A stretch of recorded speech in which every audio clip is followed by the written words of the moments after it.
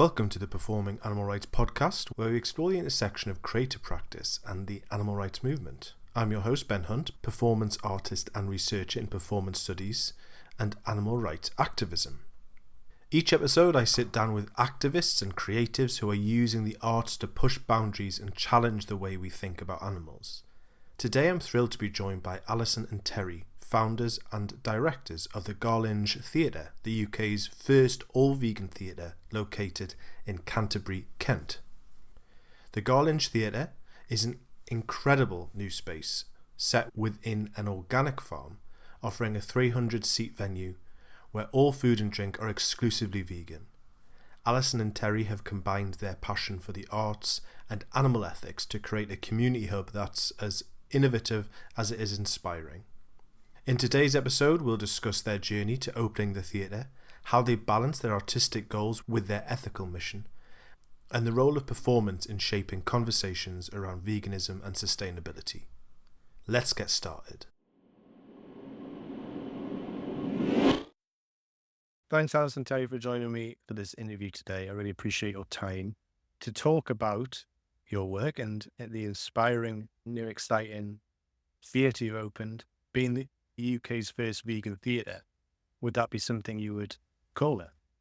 Yeah, I'd say so. We haven't found another vegan theatre anywhere. And someone said it might be in the world, first vegan theatre in the world, which I don't know if we're brave enough to put that on just in case. But yeah, so definitely in the UK, I'd say. And we're very happy with that. Yeah, we were prompted by someone else who said, I don't think there's another one. I think it was when we did an interview and they said, we researched it, we can't find one. We said, well, if you're happy to put that title to, then we'll go with it. Yeah, that's exciting. And you're right about the world, because you'd think that people would, if they had a vegan theatre, they would shout about it. Yes. And so what inspired you to do this massive gesture and project undertaking? What, from the seed to the realization? What was the journey there? Once for me, and Alison might be different. For me, it's one, I used to do a lot of Amdram, and I used to be so disappointed in any connection or understanding, one, the animals, and two, the environment and consumption. So just a lack of sustainability within theatre. It was all about lovey-dom and jazz hands and not about the real world. So people would occasionally do a subject that was basically human-based, but very few delving into the fact, animal liberation and speciesism and all that sort of thing. And just being aware about when you go for a break midway, what are you drinking? What are you eating? And I think it's the same in a lot of the entertainment industry. There's very little focus given to that. There's a little bit of lip service, especially if it might get a bit of funding, but there's let's try and attack it holistically. And we thought one way to do that is to actually have a vegan theatre. Ideally, we know that we can't have all vegan performers and we can't do it that way, but we think that if we set the bar that it's a vegan venue, when people then come in, it then arrests them immediately. They've got to then think, hold on, I can't eat that, I can't drink that. And it just makes them think for a little while. Even if it makes them a bit antagonized or if it makes them a bit uncomfortable, that's the idea. And it came up recently, didn't it, when a production company wanted to put something on. And initially, almost immediately, they wanted to undermine, I've got one of my performers has to have honey with their tea. Would that be allowed? No. If someone comes in, no. And we begin to realize that we don't want that. So we've initially now stepped away from the idea of getting more external production. Ali's much better than me, and hopefully we can go towards producing and creating more things ourselves from the theatre. I've been an actor longer than I have been vegan. And so my focuses when starting with this theatre were more on who could I bring in just performance-wise and what could we create there at the theatre, like youth theatres, or at the moment we're developing a repertory theatre company. So that will hopefully take off. So it's, stuff like that is what I was thinking on, and not necessarily the vegan side of it. That's just come out, I think, come out naturally, especially with some of the press picking up. When we wanted to share the Garlinge Theatre and get it out there to everyone, they picked up on the fact that we're vegan, and so it's going to be a vegan theatre, and that's what interested them. And from there, I've been then thinking more on the lines of what Terry's now thinking. I was like, let's get that word out there more, and let's make it more obvious for people that we are a vegan theatre, and let's think more about who's going to enter, what we're going to put on. We don't want to turn anyone away or anything, but yeah, we want to be more focused on our values and stick with that. Yeah, and have that in our performances and our productions as well. It's quite important.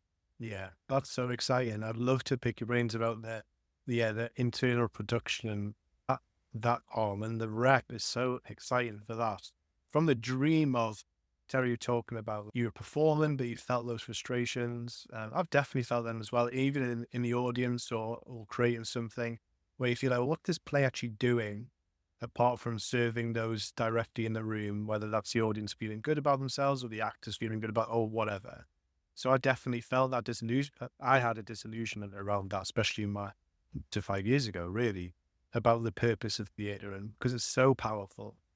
I got into it because it's powerful, but then where from there?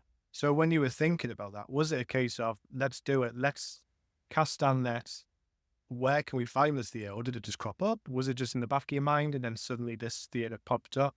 Or was there a process there? No, it was literally a pop-up in that I knew about the building, and I'd been helping out the school before it closed, the Steiner School, with different things, and they knew of me. And then a new home education group started up a hub down there after the school closed. They realised they couldn't, take on board the theatre. So I got contacted and asked, because I'd mentioned, if anything happens with the theatre, let me know, thinking about productions, not necessarily running it. And they said, do you want to run the theatre? And then when we went and looked and thought, because it could have been at some point pulled down. This is the mad thing. Basically, a property developer bought the whole site and then was unable to perform what they wanted to do, which was develop the whole site into housing.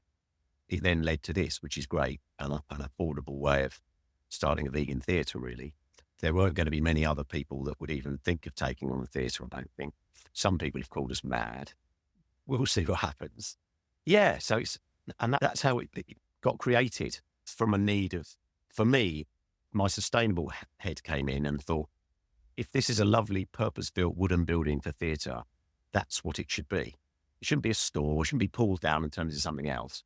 Sustainably, it should stay as what it was purpose-built for.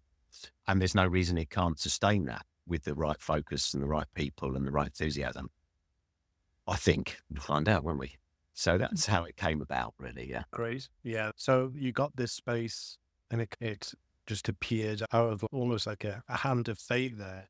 What were the first obstacles of setting the theatre up? Because I can't imagine where you begin.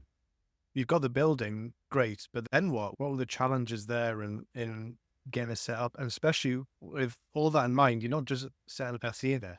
You're creating something that's got something at its core that's got deep values in there. So you've got to keep that in mind as well as the practical side. So what were the challenges there from the beginning? I think one of the main things, in a way, that's helped, that's given us this sort of courage and enthusiasm to keep going, is the ethos of veganism. I think if that hadn't been there, you'd probably give up, because it would just seem as if it's an insurmountable mountain of, we need to get production, which is what a lot of people keep saying to us. But when you end up having a purpose beyond just the form of theatre, it enables us to bring in a lot of other people with a passion and enthusiasm who then help and create other things that you wouldn't otherwise have put on. So I think someone travelled around from North Wales for Mad Cow. That's a long way to come to put on a production.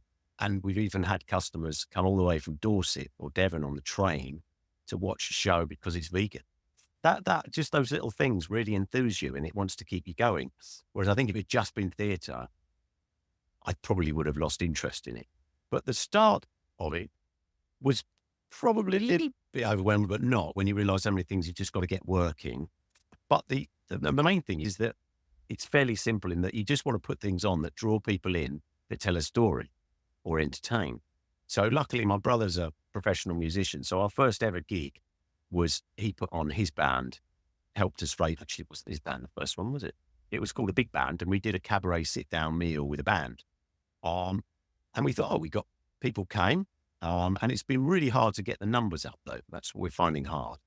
But there was interest. And when we've held each of these sort of music cabaret events, we were talking about it earlier, we've had different audiences of roughly the same number, but never all of them together. So we've got to think, how can we engage people to come rurally to something and the numbers to increase? But getting everything working. So hot water, plumbing, working around leaks and things that don't work, and trying certain things that don't work, and then trying to find people to help us as well. I've mainly drawn on a lot of people I know, so I think I've worn thin a lot of favours. Yeah, Terry has a lot of people with many skills who he knows, so that's been great. Because if it was just me doing it on my own, well, I don't think it would be possible. So yeah, but as Terry was saying at the beginning, there's a lot. Our roof was a major issue because that had been, I think, leaking for quite some time, like before we jumped on board. But thankfully, we've only been going here almost a year. It'll be a year in March, really, if we go by our first production. That within the year, we've had a lot of fixes, and the roof is now fixed, and other problems have been solved building wise. So I think actually we've done quite well to get all that moving and done. But it just at the time, it is an interference, and it was challenging, but productions and people who have hired the venue have worked around that and been very patient. Yeah, with there's been challenges and obstacles, but we've definitely overcome them.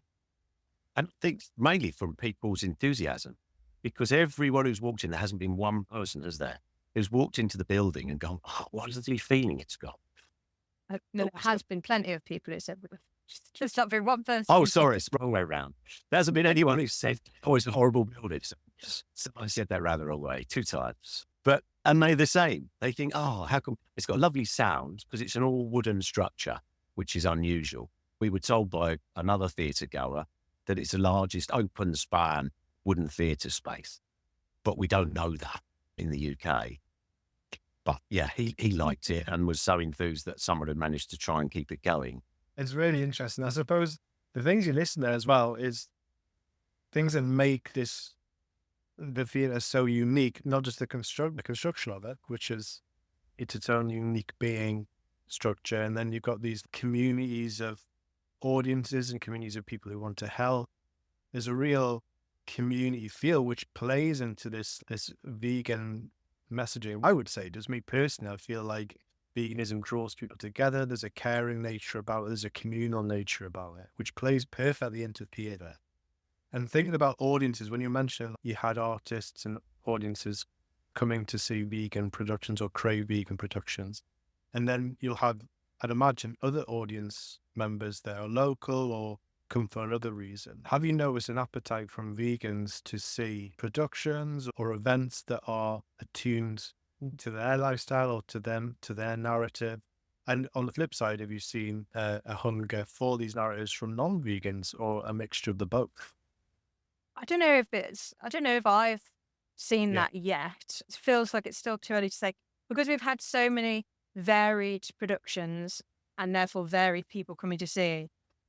Like the feedback has, like, early on we had feedback forms, and they were saying, like, everyone was just really enthusiastic about the space and just bring more live music, let's have some plays, they gave it like a price range and everything like that. So everyone's been very positive with and encouraging with the theatre and just in general, and just as putting things on. But when it comes to, in terms of like a purely vegan event, as opposed to just your standard, just a live music event, we obviously draw in all vegans then for that. So for example, we had the screening of the documentary I Could Never Go Vegan. That was on the 1st of November. And I think every person who came to that was vegan. Bar two. Were they vegan when they left? I don't know. Well, they were obviously vegan curious. That's good. I didn't know that. Yeah, that's good then, that is. Because normally, I was just thinking, like, any more vegan events that we do, whoever's not vegan, who's going to come to that, really? Unless they are, they're going to be open-minded to it. But anyone who's just obviously enjoys theatre but is a strict non-vegan isn't really going to come to vegan events, which, it's understandable, but that we're not going to shift anything really if that's how we go forward. So yeah, we have to think how we can kind of work to get those in, like it's obviously a space for anyone to come and to perform and to see, and for audiences to come in. It's a space open for all, but there is that vegan message there, and we're strong and with that message, and we want people to be open to respect that and to hope. I'm hesitant to say and to change, because that's not really fair and not what our kind of direction should be to change people. It's not to that, but it's just people to maybe think as they come in and they see productions that might have a strong vegan message, or just the theatre being vegan itself, that could hopefully inspire them and help them to question things. Like just kind of go on for your question. I slightly disagree, but I think that because we've ended up with events, we end up with slightly cheaper because it's vegan. So they'll come and help us. They might travel a long way to help us because it's vegan. So in a way, that sort of keeps us going. The other thing that I feel would work well is, like, we went and watched, what was it called? Wicked. And it's okay, but it's the anthropomorphizing of things and not looking at the whole thing and still having the stereotypes within them. And I feel that there's loads of potential at the theatre to deliver new plays, new material, new filming, whatever it might be, productions, poetry, with a holistic approach to animal rights, speciesism, sustainability, all wrapped up together, but not be boring, and not be dull, and not be preachy, but be fun and entertaining. I was saying to Alison, I've got a vision of a series, and I'm just trying to find someone who might be interested in writing it, about the great-granddaughters of 3 characters of the past, and that their television series would be about that. Non-violent, because that's what I find frustrating, is always by default things lead on to violence, or the get-out clause in anything anywhere is, we won't be violent, maybe. And so that therefore leads to a lot of the issues we have within veganism, because there's always that little get-out clause. Whereas if you say non-violent, end of, veganism naturally takes its place. And Jeremy Corbyn puts that very well, about if you always leave in the clause of war, it'll always go to that as a natural stopgap. So it's trying to put those things in plays and poetry and word and cinema with a better focus. And I think we could. And what we'd love is more people to come down to the site and do that. That's what we'd like. And we still haven't found them yet. So we'll just keep going and just keep spreading the word, and hopefully organically more people will turn up who want to do something. So if there's anyone out there listening who wants to jump on board and do all that, then please go along. Like, just through interviewing people myself and being exposed to things as a fellow vegan and theatre goer, that it's becoming something, isn't it? It's becoming, there's a Packed Plays who I've just interviewed, and they're in London and doing stuff. There's some really interesting performance. I interviewed the drag cow side of cows, doing some really cool stuff in Switzerland. And that Mad Cow musical, I followed that very closely, and that was really exciting as a theatre lover. I was good, I couldn't make it to see it because I was really excited about that, and hope that develops, or Hero Douglas, who wrote it, is doing more stuff with that, because that's really exciting. I think there's a few, I'd love to pick loads of different strands from that. I suppose going back to the idea of you being a vegan theatre and then producing vegan productions, or maybe not vegan productions, but productions that have the values of veganism, but not saying it's not necessarily it's not vegan, or not saying it's vegan to try and get people to come and see it that aren't vegan, but have this kind of this experience that maybe they do change or don't change, but there's a seed planted, or it adds to there's that theory, isn't there, in activism, where you're filling a cup and it's just getting high, and maybe a production at the Garlinge Theatre is a drop in the cup that adds to the cup that will overflow and change. So I suppose we're leaning now towards your development of your artistic policy, and you mentioned earlier on about, like, you want to be more eternal, maybe in producing your own stuff, and the rap thing's really interesting. From the idea of creating something, or inviting artists to create something in your theatre and perform something in your theatre, is there a conscious idea of how you want that to communicate to potential audiences? Very hard to do. I don't really know, just thinking about it now, where you begin with that, because you don't, like we talked before about, you don't want to exclude people by saying this is a vegan play or play for vegans or whatever. You want it to be like, this is a play, but if you come, you will see the values of veganism. But then you don't got the word vegan in it because it's alarm bells for a lot of people. Well, that's exactly what Mad Cow did, really. That, there wasn't any, I can't remember the blurb actually on it. No, I don't know didn't if say it about mentioned about veganism, being vegan there. Just someone who wanted to save a cow. And so, so that, and it was presented really well. So yeah, it's only until you come in and the musical begins that you start to realize, this has got quite a strong. It was a strong vegan message, really, just written really well and performed beautifully, really, by non-vegan actors and musicians, which is interesting. But they did a very good job. Yeah, so that it did get. It was on for 10 days, and each night did have an audience. Not massive numbers, but enough. And I think if we'd have said that it was a vegan musical, I don't know, probably would have got. I think it would have got less people. And we had that's the musical, that's the production that we had the people come down from Devon or North Wales. The ticket buyers. Yeah, sorry. Yeah, they came. Oh yeah, the audience members, they came from over there, Devon.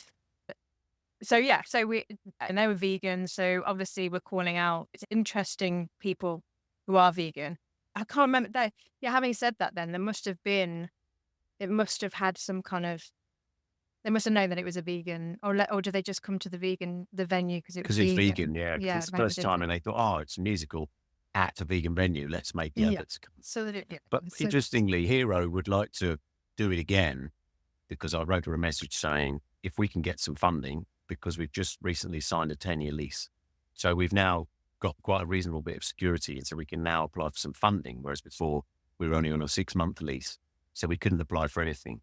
And if there's anyone out there, we're desperately looking for a fundraiser who can get stuck in. And we do know there's quite a few pots of money, but we don't know how to access them. And I'm not very good at that sort of thing on computer. And so we'd love some help with that. But Hero would love to come back and do it again with some tweaks, but with an all vegan cast. And again, not necessarily advertise it as that, but she just feels that a lot of what was in it would be even better with people who understood it more, because they were great at what they did, but they were quite almost against veganism. They were a little bit, I'm not sure if I could cope with this, but they had to. And they did mellow by the end, but some of it could have been so much better. I've noticed, when you watch it and feel it and listen to it. So, and she'd love to do it again. So if we can get the pots of funding that are around for rural business and rural employment, because we are an alternative employer in a rural environment, because we're in, I don't know if it's the same up your way, but there's a thing called the Area of Outstanding Natural Beauty, which is now transformed to national landscapes. And there's a little bit of funding from them because we're in that area. So we'd love to get more people involved. I'm really fascinated in that, because there's a real battle there with people trying to make great art, but then not being able to access the funding. But it sounds like you're in a really good position because you've got this long lease in a rural place, creating very unique art and really interesting, original stuff that has a core to it. And I think it's a really exciting time for sure. And I wish you all the best for that. I think that's a real exciting opportunity that you'd hope, touch wood, that funds will come pouring in from different angles, from Arts Council to rural funding. Like you said, that's really exciting. Is there a dream here? Like you talk about series, Terry, about this sounds like reaching beyond the theatre. Is it an idea where you produce and transfer? If it's a play that you produce in-house and then it gets picked up, it goes on tour, it gets picked up at the venue. Is there thoughts around that, or is that something separate? No, we'd love to do that, but it's how, because I'm no actor, really, and I'm not a producer, a director, a writer, or anything. I just have a very passionate view of animal rights and also sustainability and anti-consumerist mindset. We need to reconnect to our planet. We need to think about our consumption, try and tread as lightly as we can, understand the spirit place. And I feel there's a lot of things that could be really authentically explored in a vegan venue.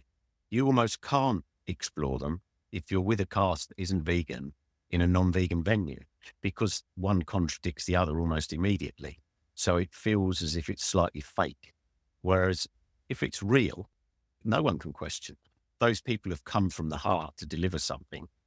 I just think, I'm getting emotional about that. It could just be really passionate theatre. I just think it'd be great. I think Simon Anstell did a really great job, didn't he, with Carnage, of looking forward and getting people to think. But I think there's so much to explore, and that could be brought from people's stories as well. When you listen to different people that Earthling Ed or Joe Copson have spoken to, who come from the industries that, a bit like I have from farming, still involved in it, and listening to that. And I'm definitely always approaching it in a compassionate way, because a lot of people, again, mental health was a really good one, diversifying a little bit here, to do with workers within the meat industry and farming. Most of those people, all of those people will just be really kind, compassionate people, but they end up in an environment which isn't. And then we cast stones at them. A lot of vegans do get really angry with them, but in fact, they don't want to even be doing that job. They don't even want to be there. So the effects on them is massive. And quite often, as you from being the violent person, at least they're emotional.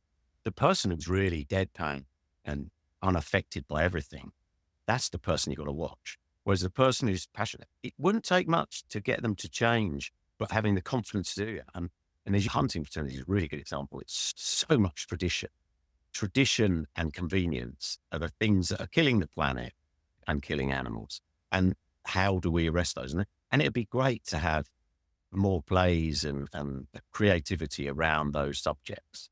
And I think a lot of local people within those environments, whether they're vegan or not, would probably be interested in getting involved in some of those.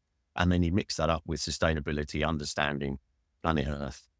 Just going back to your comment on the anthropocentrism in performance, whether that's in film or within theatre, that's a big thing I've come across as well, where when you watch things and you think, oh, that's an animal rights messaging, but it could go so much further, because you're right, things like Wicked or Warhorse or something like that, where it's a spectacle or it's great, and it does hit the heartstrings. I'm not gonna lie, I resonate with this because it's something close to me. But there is an anthropocentrism there. So when you're talking about that, that's quite a challenge, because that's something that's not really done, is it? If you think about it, just thinking about productions that I've seen that have animals in, it's incredibly rare where you feel like the animal is represented properly. Unless unfortunately they bring the animal into the space, but even then they're not, because they're stressed and it's not their role. It's not what they're meant to be doing in life, maybe.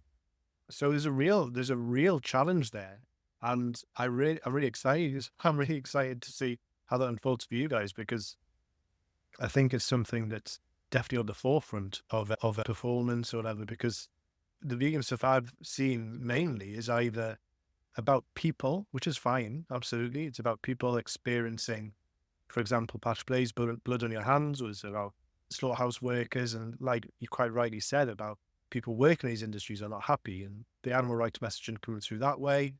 Or their production of Meet Cute, which is like a comedy about dating people to make them vegan.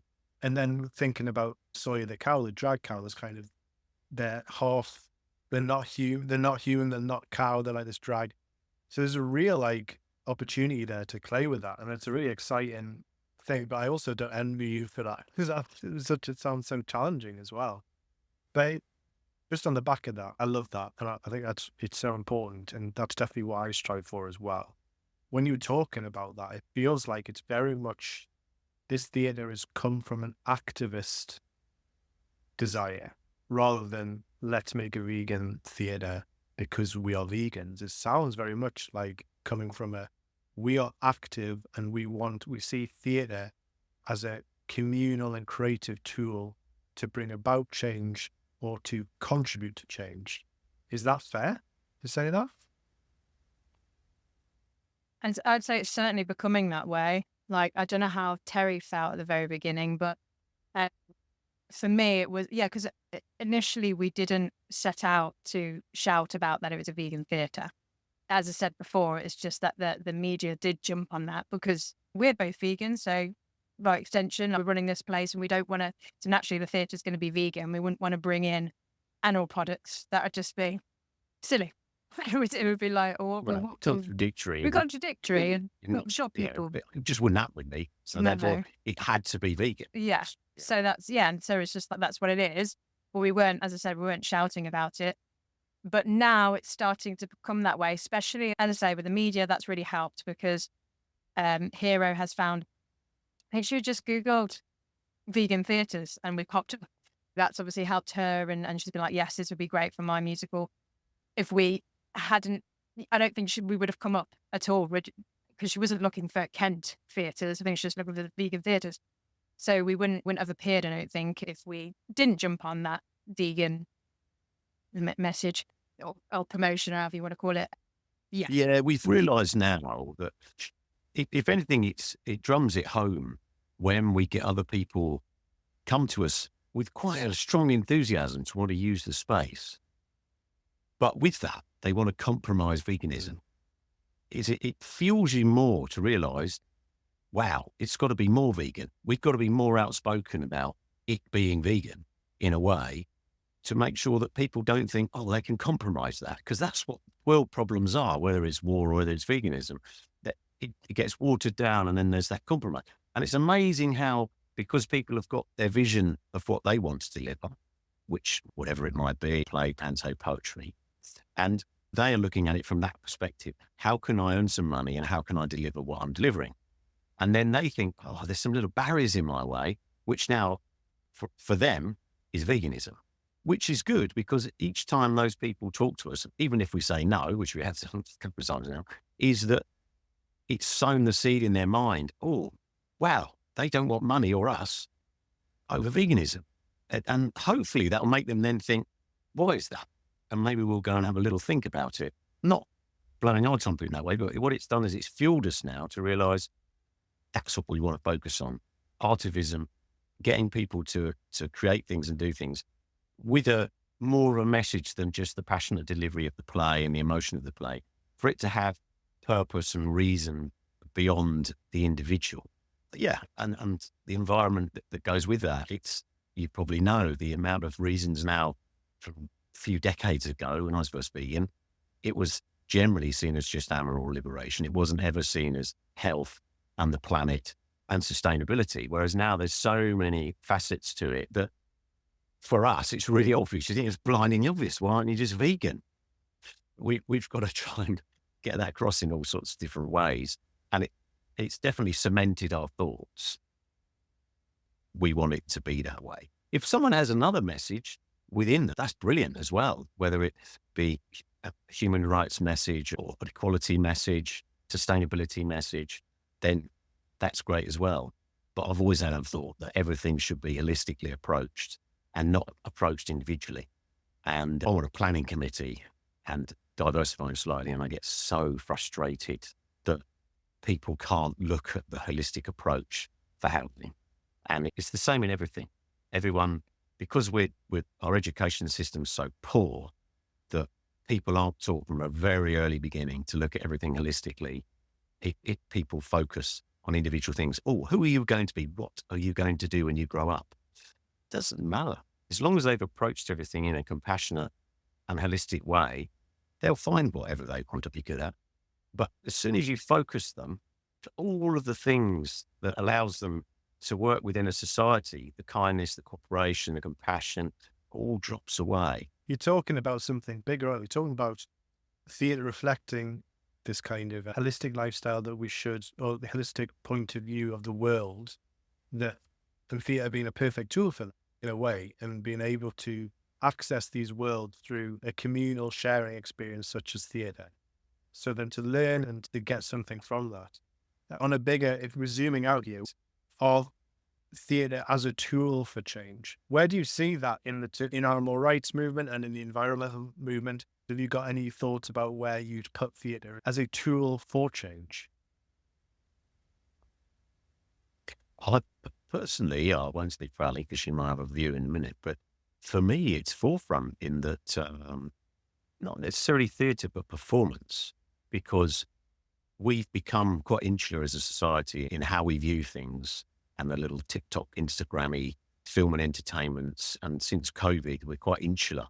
If anything, that's the area that you could probably create the most change in someone's front room, because if it keeps getting them with little blip verts and entertainment and it's all within it, and that's a behavior that they want to adopt or adapt to, because obviously everyone has their idols within theatre and musical theatre and film, then it's totally as equally important, because as you and I know, you can't just keep saving an animal if someone just perpetually carries on committing the crime. So if they keep farming animals, we can't house them everywhere. It's just not possible. So we've got to slow that down somehow. And one of the main things is people's behaviour. And if they can see a reward in that behaviour from theatre or in the arts or anywhere else, and feel welcome and feel it's something that they can move towards without criticism or blame, then I think that's brilliant. I definitely think, and that's what sort of triggered me because of doing Amdram and realising it's just not there. We're not, every time these hundreds of thousands of people come into this place, a little place I used to go to often and perform was the Whitstable Playhouse. A lot of people, nothing to me, wasn't even a biscuit. And I'd be looked at as an alien, really, if I said, oh, have you got any oat milk or have you got any soy milk? And then slowly, as you're there, being quite strong-minded about it, I would then get slowly catered for. And then it's a very different thing now. Obviously, you go somewhere and those sort of milks and choices of drinks and foods are quite prevalent. But I think in the performance itself would be great. And going back to the animal side, how do we get away from the anthropocentrism to allow the animals to be involved, not in a real sense, because like you say, that would stress them out. But when you write something, that they're there as a character, as a side, because that's what they are. We live with them. We don't talk to them every day, but they accept us and we accept them. So part of it would be within a writing, you might have an animal in and around you, which you have to be honest and have. It's a bit, one of the ones that drives me mad is the new Mufasa film, where there's a lion and everyone else all talking as people and not eating each other. That isn't going to. So therefore, I don't know, it just grinds me a little bit. But there's no reason that you can't, when you're still, which little bits of film and theatre can do, that you're then able to enjoy and get people to just enjoy the fact that they're all there with us. And then the complex part, which I can never get across, is the fact that they're so important for all those different things that they do to allow the environment to function as it does. Diversity is what we need. Otherwise, things start to crumble, imbalances happen. And that's why we've evolved the way we are. And we've got to understand that we've massively tipped those scales the wrong way in forms of humans. And then the way that we consume. Yeah, I probably diversified off the question here a bit. But for me, I think it's pretty central because everyone likes to be entertained. And if we can, and everyone loves a true story, which is then entertaining. So what's not more than a true story than being kind? It's, yeah, I think for me. my answer is that I don't know really how much it is helping and will help to have these strong messages and artivism, which is, I love that term there that someone coined. I don't know who first coined it, but we had a production called The Vegan Pope in, and where the Pope is set in 2030 something, and the Pope is vegan. And it was just an interview between the Pope and a CNN reporter, and the guy who was producing that said the term artivism. And so I was like, that's great, I like that. So yeah, so I don't know, I don't know how much it is having an impact at the moment, but what I'm feeling is that I think change does happen you have to make that change personally first. Like Terry was talking before about being holistic. I think if you are touching on everything, you are best to describe it, but just if you've got your house in order internally, if everything's there, you are doing good in the world as best you can, and you stick to that as best you can and lead by example, and don't be preachy and don't tell people how to live their lives. Just live. Yeah, like Gandhi said, didn't he? Be the change you want to see. I think it's Gandhi, isn't it? Isn't it Gandhi? Sorry, that's wrong. But yeah, you're the change that you want to see in the world. So yeah, I think stick to that, and you notice within yourself that if that's something negative that you're putting out there, you're not going to feel good. So you have to recognize as well at the same time how you feel within, and how, if you're feeling at peace and relaxed, then I think that's your yardstick to say that this is what I'm doing is good, and I'm putting out a good vibe or energy, what have you. And so that, I think, running our theatre is what am I doing? How am I approaching this? And what message am I getting across without being overt about it? And so I feel that has the biggest change. I'm yet to really put that into practice myself, and then to bring that into any theatre and any productions, again, if you've got that within you and you're bringing that to a piece of entertainment, then I feel that's going to translate to an audience. Like we were saying with Mad Cow, if you've got those people who align with what the message is, that's just going to feed out to the audience, rather than it being too in their face, preaching at them. That doesn't need to be there. It's like if you're doing a comedy, just trust in the writing, and don't wink at the audience. And that some comedies are like that. But if you want to get the message across and you want to make it really enjoyable and entertaining and funny, then you don't be funny, just trust in what the message there, the story, and deliver it. And I'm sure it's the same with drama as well. You don't want to push anything too much, and then it just, audiences can sense that, and it's just, you want to back away. So yeah, that would be my answer to that. That's fascinating. I think with the overt thing, I think you're right. I think theatre can definitely be the perfect tool for that, because you don't have to be overt with that. You tell stories, and authenticity comes out. And with activism, it can be very overt, can't it? On the street, shouting and showing graphic footage and outreach and being quite in your face. And a theatre can be this place where maybe that doesn't need to be the case there, and it can be more subtle and more authentic, and have a real exciting way of telling a story, that it's not a lecture, or it's not something that people feel conflicted by or confronted by. It'll be really, when you're talking about, it'd be great to have vegan performers because of authenticity. And you mentioned at the beginning about an idea for a rec. So is that the evolution of that? Are you thinking about a group of vegan actors and performers and creators that use your space and create work? It would be great to have all vegan actors, directors, writers. But yeah, I'm on a mindset of I don't know how that would go down really if we just just try. If people are there, it's fine. They're not there at the moment. But so basically the interest has already gone out. I've already shared that this is an idea I'm having, and I've had a lot of interest locally, and it's been brilliant, even in London actually.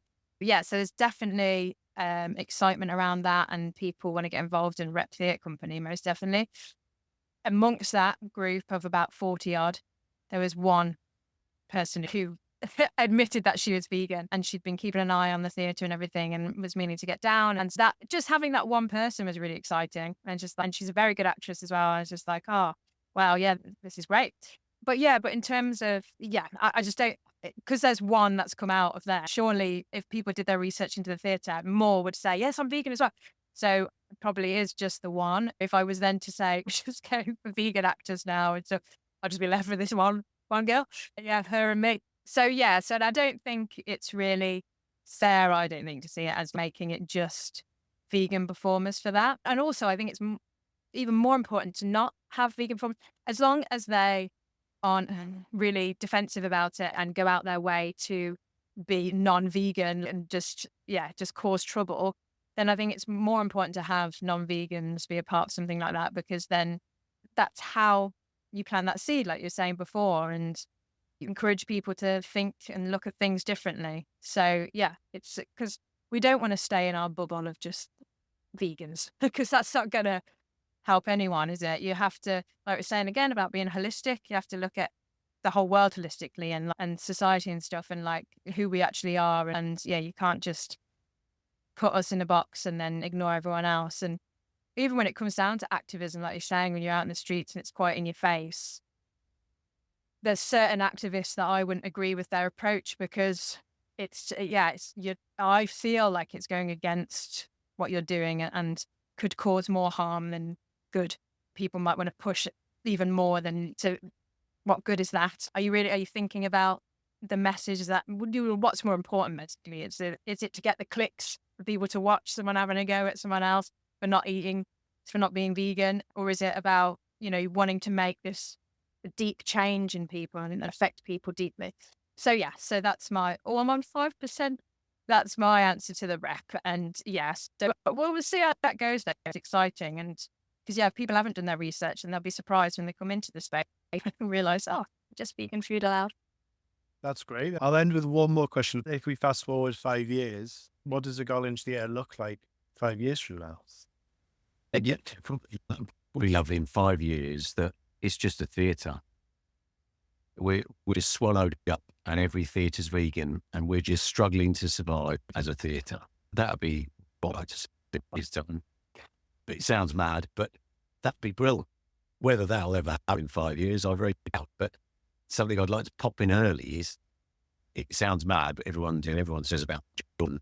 The biggest thing for me was we're surrounded by 2 educational groups, a home ed hub and a school.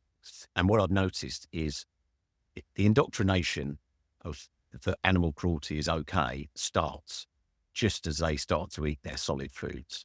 So that's the group of people that we need to start with and just keep disseminating out tools and children, because they are naturally compassionate. So once they know the truth, and that's something that I did with my daughter, with her mother as well, was always tell her the truth right from the beginning. And they don't need defending. You don't need to show them clips of how it happened. You don't need to do that. That comes later. But you just tell them the truth, to who that is, where it come from, and how it all happens. And they naturally go, I don't want to eat. They won't go back. They won't go, or maybe I'll eat something animal. And then what happens is a lot of parents, I don't like to say it's a mistake, but I think they do. They allow their child too early on to make a choice before they've comprehended what choice means. And because they then wanted to protect their child, they then won't tell them the truth of the choice they've made. It goes back to square one and they're off and they're not good anymore. And I think that's a key point that we can bring in with the theatre, with a lot of younger groups. We met with someone the other day who's looking at starting a very young group between the ages of 4 and 6 or 7. That would be brilliant, because that would be that they can then go back to their parents, hopefully with a lot of questions. We don't know, but it'd be brilliant. And if we can disseminate that off into lots of other sorts of activities, like you say, the rep, if it slowly draws in more vegan writers and people who want to spread, that'd be brilliant. Love that. But ultimately, 5 years' time, we're just a theatre. I'd like to say it's thrive, but a theatre that's like getting regular people in, and it's not pushback on it being vegan, and people are willing to be open and excited about that and trying something new and challenging. Great. Honestly, all the best for that. I wish you all the luck, and I can't wait to travel all the way down to you and say wonderful things. They're inspirational. Yeah, thank you so much. And thank you for listening. That's a wrap for this episode of the Performing Animal Rights podcast. A huge thank you to Alison and Terry for sharing their inspiring journey and insights into creating the UK's first vegan theatre. If you'd like to learn more about the Garlinge Theatre, follow them on Facebook and Instagram at Garlinge Theatre. And for more episodes, resources and information, visit performinganimalrights.org. Thanks for tuning in, and until next time, goodbye.